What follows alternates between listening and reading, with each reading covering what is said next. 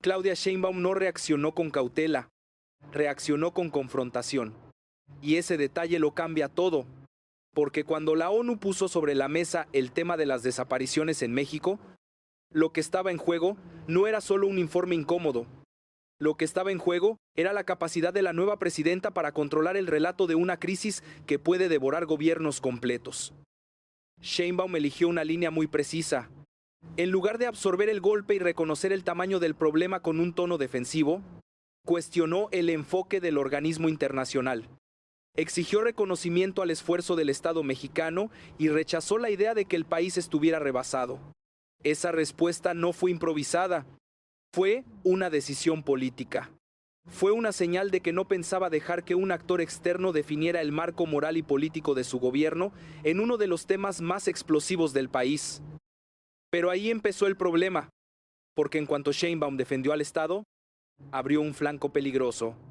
Sus adversarios no tardaron en responder que el debate no era sobre esfuerzo, sino sobre resultados. Y esa diferencia es devastadora. Un gobierno puede decir que trabaja, puede crear comisiones, puede abrir mesas de diálogo, puede prometer coordinación, pero si las desapariciones siguen creciendo y la percepción pública es de impunidad, entonces el discurso del esfuerzo deja de sonar como defensa y empieza a sonar como excusa.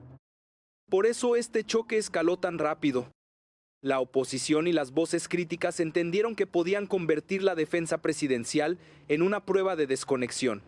Si Sheinbaum insistía en que el Estado no estaba rebasado, ellos podían responder que precisamente ahí estaba la evidencia más grave. Un gobierno que se niega a aceptar la magnitud de la crisis corre el riesgo de parecer tolerante, omiso o incapaz. Y en política, esa percepción puede ser más destructiva que el hecho mismo.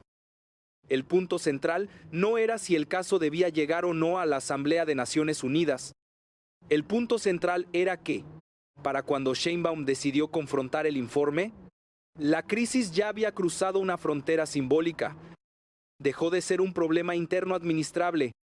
Se convirtió en un asunto de escrutinio internacional. Y cuando eso ocurre, cada palabra presidencial pesa el doble. Porque ya no solo se defiende una política, se defiende la legitimidad del Estado. Y justamente ahí comienza la batalla de poder que rodea a Claudia Sheinbaum. Para entender por qué Claudia Sheinbaum decidió confrontar el informe de la ONU en lugar de absorberlo, hay que mirar el mapa completo del poder que heredó y el equilibrio delicado que intenta mantener. Porque su posición no es la de una presidenta que comienza desde cero, es la de una líder que llega con una continuidad política clara, con expectativas enormes y con un entorno que no le permite mostrar debilidad en los temas más sensibles. Sheinbaum no solo gobierna un país con una crisis de desapariciones, gobierna un sistema donde la narrativa lo es todo, durante años. El discurso oficial ha insistido en que el Estado mexicano no está colapsado, que hay estrategia, que hay coordinación, que hay control. Romper con esa narrativa implicaría aceptar que el problema no solo es grave, sino que ha superado la capacidad institucional.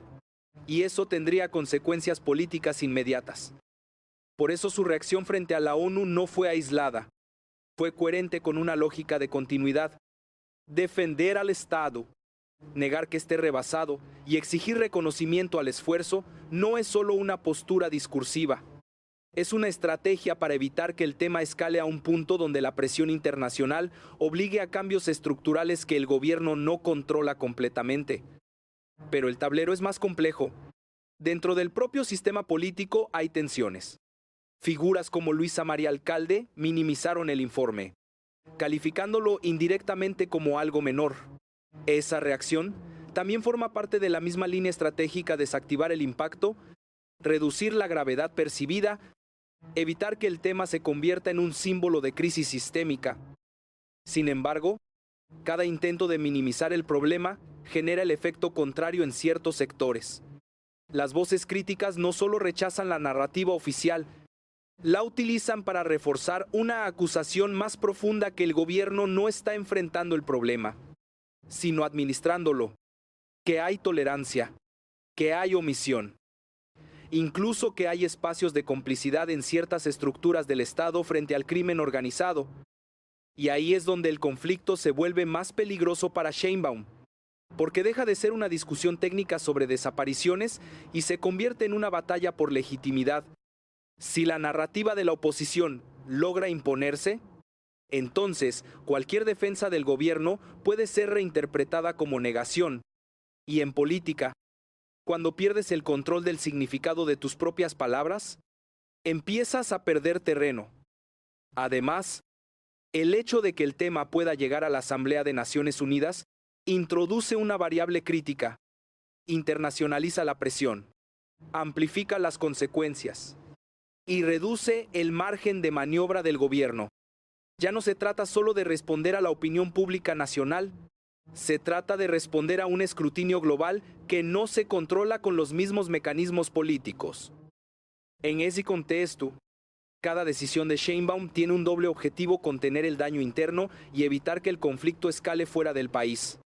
Pero esa estrategia tiene un costo, porque mientras intenta proteger la imagen del Estado, corre el riesgo de alimentar la percepción de que el gobierno está más enfocado en defenderse que en resolver el problema. Y eso nos lleva directamente al punto donde el conflicto deja de ser contenido y empieza a explotar abiertamente. El momento en que el conflicto estalla no es cuando aparece el informe de la ONU. El verdadero estallido ocurre cuando la narrativa del gobierno choca frontalmente con la percepción pública y con las acusaciones directas de sus críticos. Y Claudia Sheinbaum queda exactamente en el centro de esa colisión. Porque mientras la presidenta insiste en que el Estado no está rebasado, sus opositores elevan el tono. Ya no hablan solo de errores o insuficiencias. Hablan de omisión. Hablan de tolerancia. Y en los casos más extremos, insinúan complicidad con el crimen organizado. Ese salto en el discurso no es casual. Es una escalada calculada para empujar al gobierno hacia una posición incómoda, donde cualquier defensa puede ser reinterpretada como encubrimiento. Y aquí aparece un punto crítico. Sheinbaum intenta mantener una línea de control institucional, pero el terreno ya cambió. Las desapariciones no son un tema abstracto.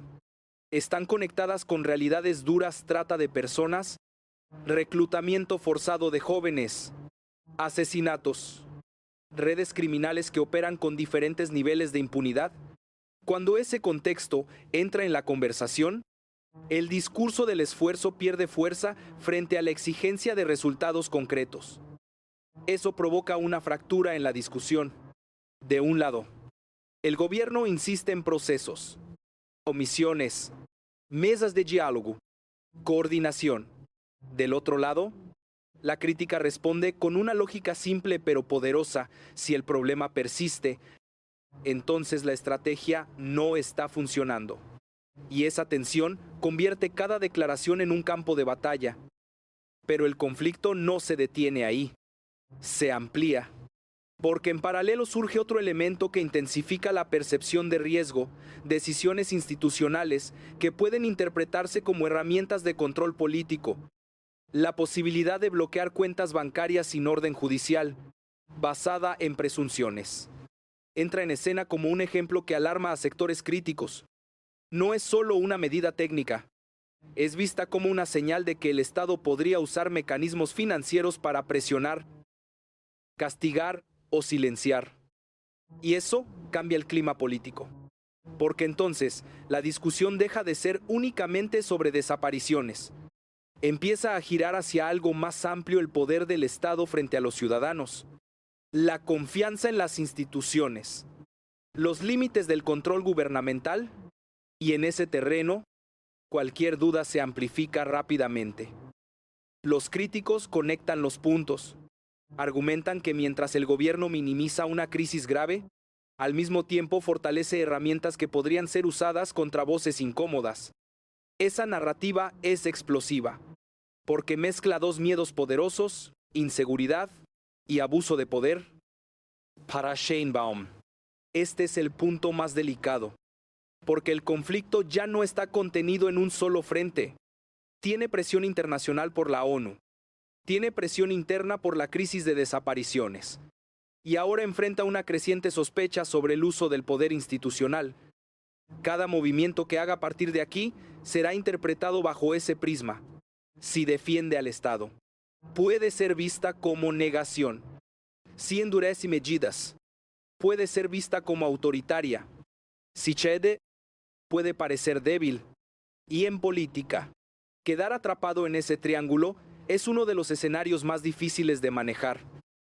La pregunta ya no es si el conflicto existe. La pregunta es, ¿qué estrategia está construyendo Claudia Sheinbaum para salir de esta presión sin perder el control? Y justamente ahí es donde empieza a revelarse la lógica detrás de sus decisiones. Para entender la estrategia de Claudia Sheinbaum, hay que dejar de mirar sus declaraciones como respuestas aisladas y empezar a verlas como piezas de un diseño político más amplio. Porque lo que parece una reacción defensiva frente a la ONU, en realidad encaja dentro de una lógica mucho más calculada: controlar el marco del conflicto antes de que el conflicto la controle a ella. El primer movimiento es claro. Sheinbaum intenta redefinir el eje del debate. En lugar de aceptar la narrativa de crisis desbordada, insiste en una narrativa de Estado funcional. No niega que exista un problema, pero rechaza que el Estado esté rebasado. Esa distinción es clave, porque aceptar el colapso implicaría abrir la puerta a una intervención más fuerte de actores internacionales y a una presión interna que podría fragmentar su base política. El segundo movimiento es más sutil. Introduce el concepto de esfuerzo como argumento central. Esto no es casual. Es una forma de desplazar la discusión del terreno de los resultados al terreno de la intención y la acción institucional. Si logra que el debate gire en torno a si el gobierno está intentando resolver el problema, entonces gana tiempo. Y en política, el tiempo es un recurso estratégico. Pero aquí aparece un riesgo, porque sus críticos entienden perfectamente esta jugada. Y responden desmontando ese marco. Dicen que el esfuerzo no es suficiente, que lo único que importa son los resultados. Y al hacer eso, obligan a Sheinbaum a defender una posición que siempre estará en desventaja mientras la crisis persista. El tercer movimiento es el más delicado: blindar la autoridad del Estado. Cuando la presidenta afirma que el Estado mexicano existe y no está rebasado, no solo está respondiendo a la ONU, está enviando un mensaje interno. Está marcando un límite. Está diciendo que no permitirá que se construya la idea de un Estado fallido, porque esa percepción puede tener consecuencias económicas, políticas y sociales inmediatas.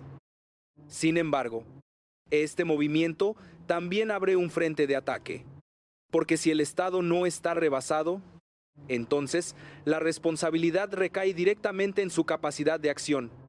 Y eso permite a la oposición intensificar la crítica. Si el Estado tiene control, ¿por qué no hay resultados tente perorado sido? El cuarto movimiento se relaciona con el manejo de la presión internacional.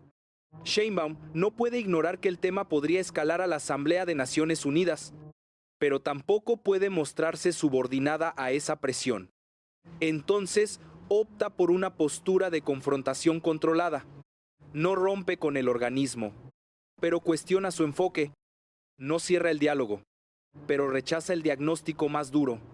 Es un equilibrio difícil, pero necesario para mantener soberanía política sin aislarse completamente.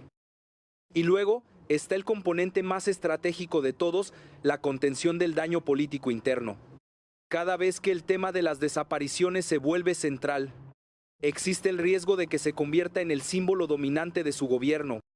Sheinbaum intenta evitar eso dispersando el foco, introduciendo otros temas, cuestionando el origen de las críticas y evitando que una sola narrativa monopolice la conversación pública.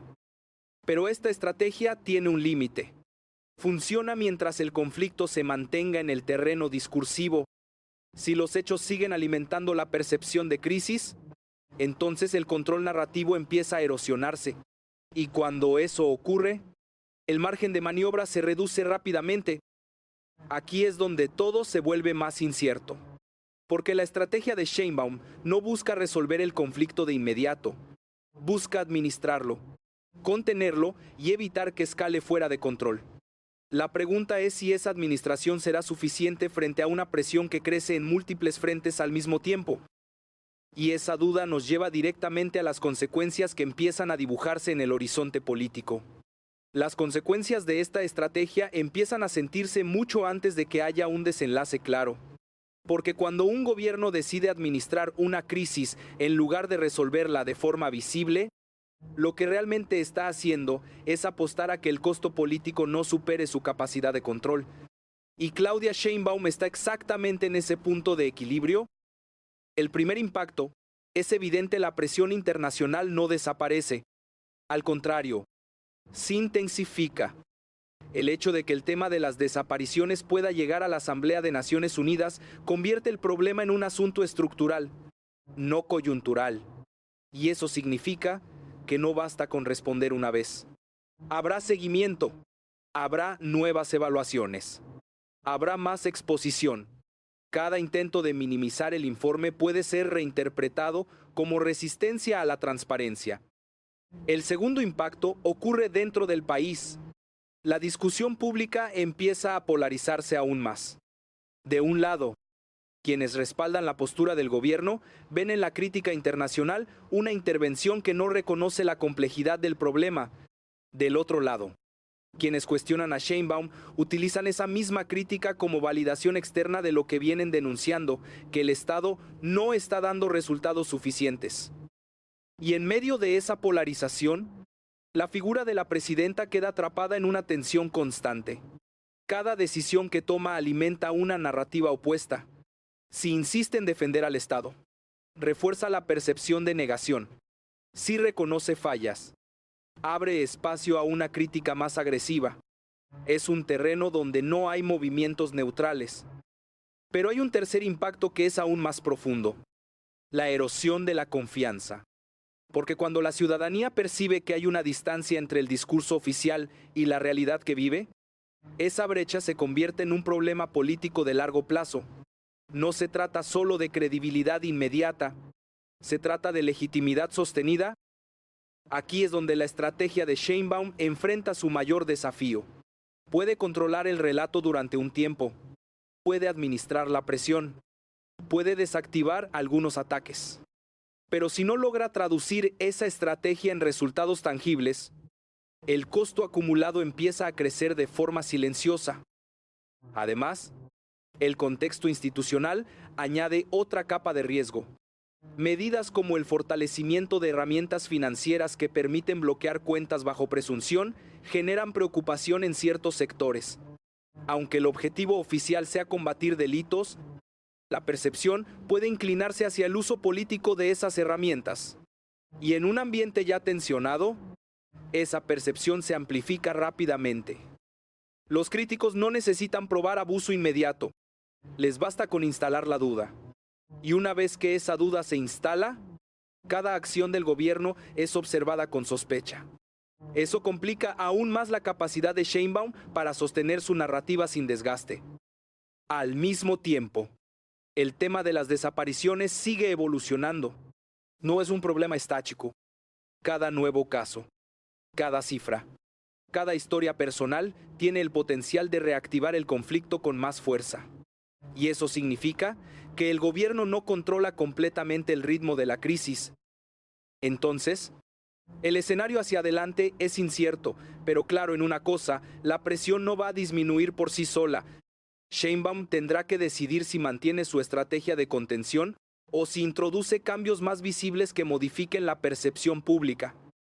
Porque en política hay momentos donde administrar deja de ser suficiente, y ese momento puede estar más cerca de lo que parece.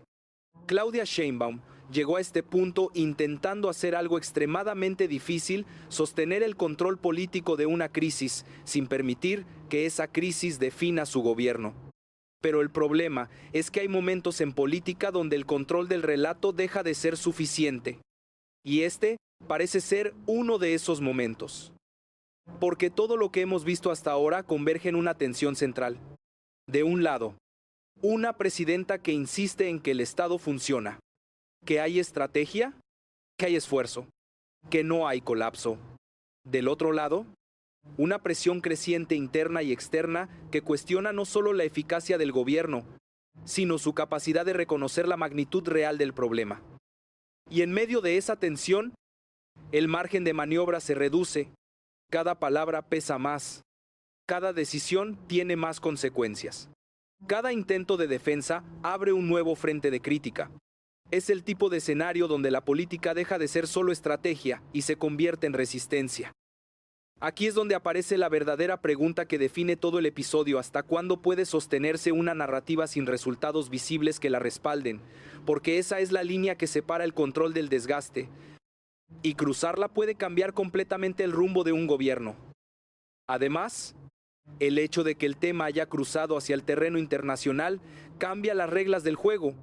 Ya no basta con convencer a la audiencia interna. Ahora hay observadores externos, organismos, foros globales, y cada uno de ellos amplifica el impacto de la crisis. Lo que antes podía gestionarse dentro del país, ahora se proyecta hacia afuera, con consecuencias difíciles de contener. Al mismo tiempo, la oposición y las voces críticas no van a soltar este tema. Lo han convertido en un punto de presión constante, un símbolo, una herramienta política. Y mientras siga siendo útil para cuestionar al gobierno, seguirá apareciendo, una y otra vez, en el centro del debate. Si has llegado hasta aquí, hay algo clave que vale la pena observar. No estamos viendo solo una discusión sobre desapariciones. Estamos viendo una lucha por definir qué tipo de gobierno es el de Claudia Sheinbaum. Y esa definición no se decide en un discurso, se construye o se rompe con cada decisión. El desenlace todavía no está escrito, pero la dirección sí empieza a tomar forma. O la estrategia de contención logra resistir hasta traducirse en resultados que cambien la percepción, o la presión acumulada termina imponiendo un giro forzado. Y cuando ese punto llegue, ya no será solo una crisis más. Será un momento de quiebre,